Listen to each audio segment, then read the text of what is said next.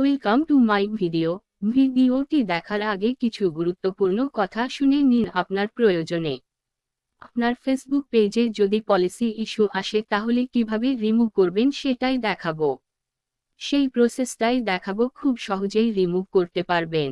এই রকম প্রয়োজনীয় ভিডিওগুলো আমাদের ফেসবুক পেজ ও ইউটিউব চ্যানেলে দেখতে পারবেন। আমাদের চ্যানেলে নিয়মিত গুরুত্বপূর্ণ ভিডিও আপলোড করা হয়ে থাকে।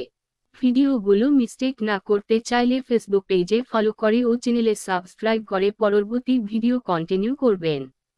এই ফেসবুক অ্যাকাউন্ট থেকেও সমাধান পাবেন। এটা আমার পেজ, এখান থেকে বিভিন্ন ধরনের ভিডিও পাবেন ফেসবুক সমাধানের জন্য। কিছু জানার থাকলে কমেন্ট করে বলবেন, উত্তরগুলো দিয়ে দিব।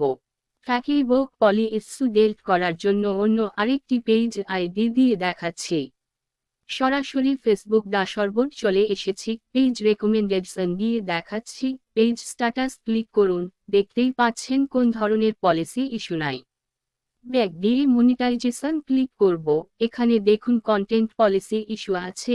সেটা কিভাবে বুঝতে পারবেন? এখানে you follow Facebook content monetization content দেখাচ্ছে কোন একটা কন্টেন্ট এর কারণে এমনটা হচ্ছে, যে কারণে স্টারও চলে গেছে। এবার দেখে নিন কিভাবে ফেসবুক পেজে পলিসি রিমুভ করবেন। সরাসরি ফেসবুক পেজ চলে যাব, মোর অপশনে ক্লিক করবেন, তারপর রিলস অপশনে ক্লিক করবেন। সবগুলো ভিডিও চেক করতে থাকুন। এই ভিডিওগুলোতে মিউজিক ইউজ করা হয়েছিল, সেই কারণে কপিরাইট ক্লাইম আসছে। ভিডিওটিতে ক্লিক করুন, দেখবেন নিচের দিকে লেখা আছে মুটেড ডু টু কপিরাইট ক্লাইম। এবার কি করবেন? 3 ডটে ক্লিক করবেন, ডিলিট অপশনে ক্লিক করে ডিলিট করে ফেলুন। এভাবেই যতগুলো ভিডিও আছে সবগুলো ডিলিট করবেন। এরপরেই কি কাজ শেষ? না, আপনি যে ক্রাইটেরিয়া ইস্যু আসছে এটার জন্য কি করবেন? রিয়েল ভিডিও আপলোড করবেন, লাইভ করবেন। দিনে 1 থেকে 2টা, 7 থেকে 10 দিনের মধ্যে ঠিক হয়ে যাবে। এভাবে তে পলিসি ইস্যু রিমুভ ও ডিলিট করে নিবেন।